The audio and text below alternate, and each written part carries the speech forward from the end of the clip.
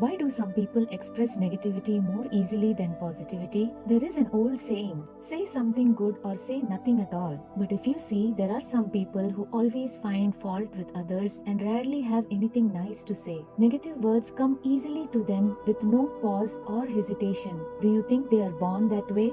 No, this talent did not come easy to them. Being able to easily pinpoint something wrong or say it out loud on their face and sometimes even in front of others is not easy. There was so much mental practice, rehearsal, and training for days, months, or years. The amount of trauma their mind endured is just unimaginable. It wasn't easy at all. They gave themselves a lot of inner pain which we cannot see from the outside. They spent years blaming themselves and others, unable to forgive or forget.